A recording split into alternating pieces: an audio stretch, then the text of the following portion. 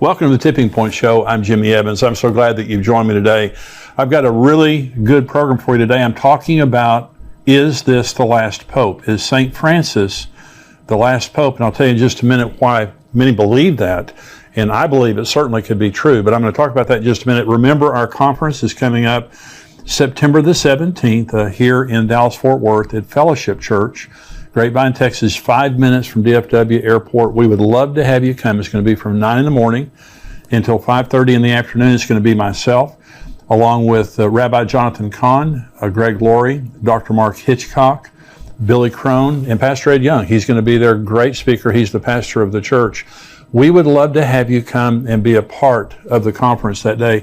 It's a week before Rosh Hashanah. Now, I believe the Feast of Trumpets, and I believe that some year the rapture will occur during the Feast of Trumpets. It's the fifth feast.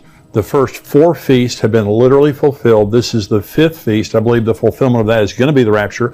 It's a 2-day feast. So if I told you that Jesus was going to come for the church during the Feast of Trumpets, you still don't know the day or the hour. In fact, one of the things that the Jews call the Feast of Trumpets is the day that no one knows. So this is a week before the Feast of Trumpets, and the purpose of it is to encourage us and to educate us about what's going on in the world and to prepare our hearts for the return of Jesus. Now, it may not be this year. I'm hoping it's this year with all the things that are going on. We would love to have you be a part of the conference. It's $99 for the conference to physically attend, $49 for the live stream, and the live stream is good for 30 days. If you can't watch it that day, you've got 30 days to watch it, and you get a 20% discount. For all of our YouTube viewers, we're giving you guys a 20% discount. So if you'll just go on conference.endtimes.com, the information is there on your screen, and just enter into the promo code there, EndTimes20, you'll get a 20% discount. And so we'd love to see you there. It's going to be a fantastic conference, and I can't wait for that time. I'm waiting for Jesus to return. And so you say, Jimmy, you're an escapist. I really am. Jesus said, pray that you may be counted worthy to escape all these things and to stand before the Son of Man. We're going to occupy until Jesus comes, but I'm praying that Jesus comes very soon with all the signs of the times that are happening, and I'm talking about on the program today. I really do believe that Jesus is coming very soon. So we would love to see you at the conference on September 17th right here in Dallas-Fort Worth area. And on the website there, when you go to conference.endtimes.com, we have hotel information, airline information, all that kind of stuff is right there on the site. Now, I want to talk in this message about the final pope. And you say, well, why do we believe that Francis could be the final pope? Well, here's a book by my friend Tom Horn and also Chris Putnam. Chris has gone to be with the Lord, but Tom is my friend. And this book is called Petrus Romanus, which means Peter the Roman. And the subtitle is The Final Pope is Here. Now, this is a very thick book, very well written, very well documented. And Dr. Tom Horn believes that this is the final pope. And I'll tell you in just a minute what the Lord showed him about the final pope. So this book, Petrus Romanus, it goes back to a prophecy of the popes, which is a short, 112 short cryptic phrases in Latin, which purport to predict all of the future Roman Catholic popes, beginning with Pope Celestine II. Now, the prophecies were first published by Benedictine monk Arnold Wyon in 1595. And Wyon attributes the prophecies to St. Malachy, who is a 12th century archbishop of Ireland. And according to an account put forward in 1871, Malachy was summoned to Rome in 1139 by Pope Innocent II. Now, so he went from Ireland to Rome, but he didn't go by the sea. He went by land. He traveled the continent of Europe, and he was struck, sickened, when he went across the continent of Europe by the squalor, the poverty, the disease, just how downtrodden the people were, the masses, all across Europe until he got to the Vatican. When he got to the Vatican, he was sickened by the opulence and the luxury. It was exactly the opposite of what everyone else was going through, and it just broke his heart. And so while he was there, he purportedly experienced a vision, and in the vision he saw 112 future popes, which he recorded as a sequence of cryptic phrases. And the manuscript was then deposited in the Vatican archives and forgotten all about until it was rediscovered in 1590. It's highly contested in a lot of the Catholic circles. A lot of people believe that it's a forgery. They don't believe it's true. They contest, by the way, that the prophecies of the popes before 1590 are more accurate than those after 1590. What they're saying is, somebody doctored the thing up. They're saying that St. Malachi had these visions, and so they went back and made all this stuff up, and they go forward, and they're not as accurate. And I'll show you in just a minute. And this is documented in this book, Petrus Romanus, what he said about many of the popes that are more current, and this current pope right now. And so if the St. Malachi prophecies are true, the significance is, he said there were going to be 112 future popes. And the number 112th pope was going to be the last pope. And the question is, Pope Francis, currently the pope, what number is he? He's number 112. He has been the 112th pope since St. Malachi gave the prophecies, if in fact his prophecies are correct. And so let me just tell you why I believe that they very well could be correct. Now, the interesting thing about Pope Francis is he's 85 years old and he's not in good health. The latest picture I saw of him was he was in a wheelchair and he was talking about retiring. And the Benedict, before Francis, was the first pope in 600 years to step down and to retire. He's still living at Vatican City. We were at the Vatican about 4 years ago, and he was there. He's still living there. And so let's just kind of give you some proof, some reasons that I believe that the prophecy of the popes is true. And the first is, what are the chances out of 112 popes that the final one would occur when all the other end time signs have been happening for 70 years? It's astronomical.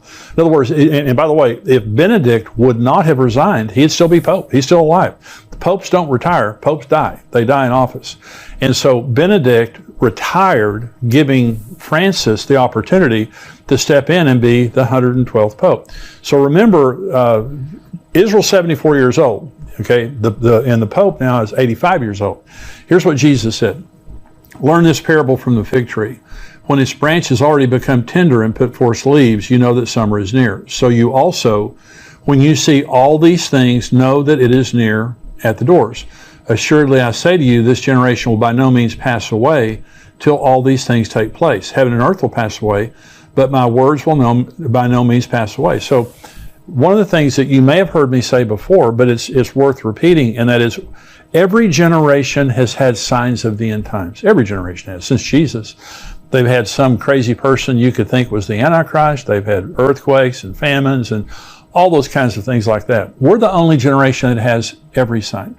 We have every sign of the end times, and we're the only generation with Israel. Okay, Israel was destroyed in AD 70. The Romans destroyed the city and the sanctuary, like Jesus said they would in Luke 21. They destroyed the city and the sanctuary, like Daniel said in Daniel chapter 9. And they were scattered to the four corners of the world. Okay, until 1948. Until the most important sign that we have that we're living in the end times is the reestablishment of Israel. But Jesus said the generation that sees these things will see all things fulfilled. What he was saying is the generation that sees the beginning will see the end. And so Psalm 90 says the days of a man's life are 70 years, or if by reason of strength, they're 80 years. We're 74 years in since Israel became a nation. And we have a pope who the St. Malachi prophecies are saying is the final pope, number 112, and he's 85 years old and not in great health. And so if the tribulation started today, and according to St. Malachi's prophecy, the final pope will lead the church, or lead his flock, the Catholics, through the tribulation. He will lead his flock through many tribulations. I'll read you the exact prophecy here in just a minute. And so if the tribulation began today, okay, he would be 92 years old when it ended. So there's a clock ticking really hard on this thing, both the generation that we're living in and also on the final pope. And so we're living in a world where we're seeing all the end time signs coming true. And if they haven't come true, they're about to come true. They're happening right before our eyes. They're unfolding before our eyes. Jesus said there'd be wars and rumors of wars. Look at what's happening in the world right now. Look what's happening in Russia, in Iran, China, and Taiwan. Russia and Ukraine, China and Taiwan, Israel and Iran. There are wars and rumors of wars all over the world. We have the first generation. When I was 10 years old, I came home one day and my mother was washing out pans and storage kind of vessels. and I asked her what she was doing, and she said, we're going to a war with the Russians, and we practiced in our school regularly nuclear drills where we had to get under our desk. Like that's going to help, if the nuclear bomb goes off. But we had to go get under our desk. Since I was 10 years old, this is the most serious nuclear threat that we've ever faced before. Vladimir Putin is maniacal. There's no doubt about that, and he's threatening, Norway, Sweden, all these countries, all the NATO countries.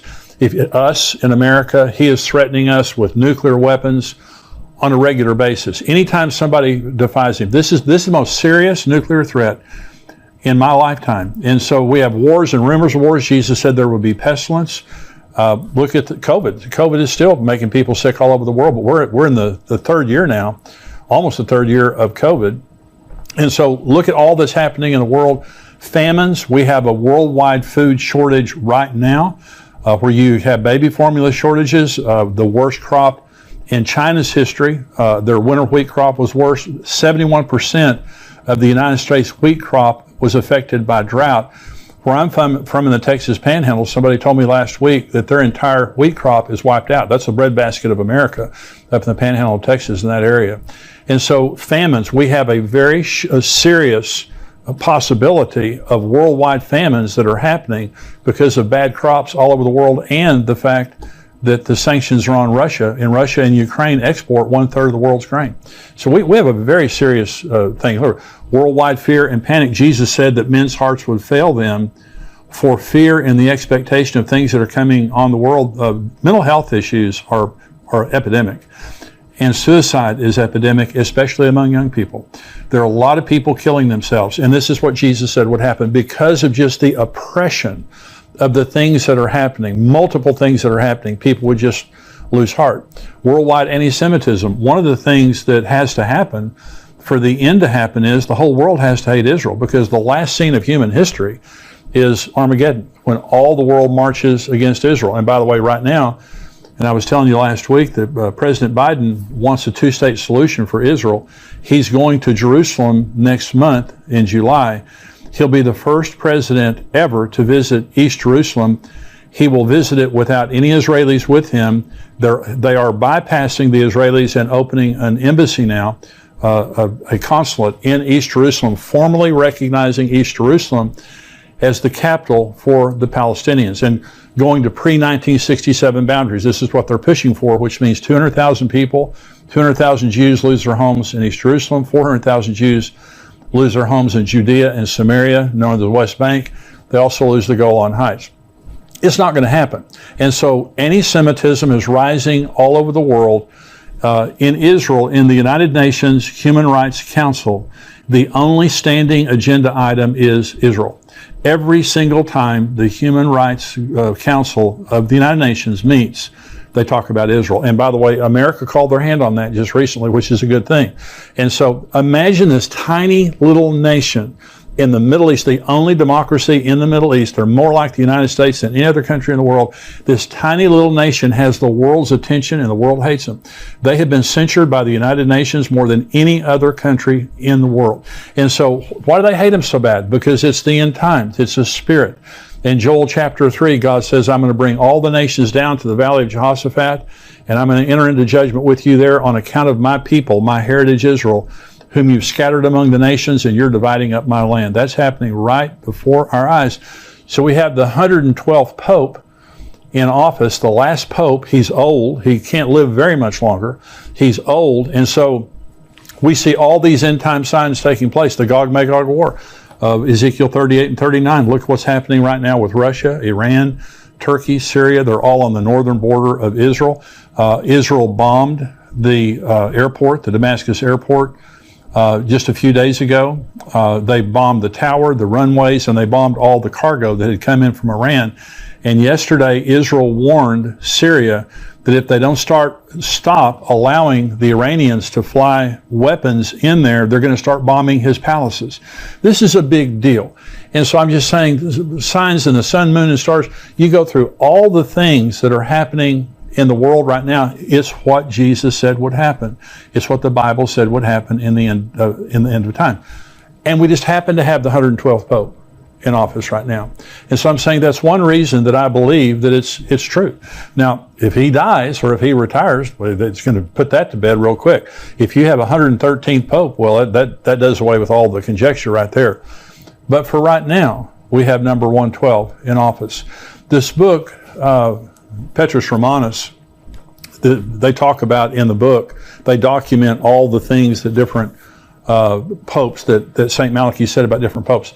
Let me read you just one of these. This is Pope Benedict XV.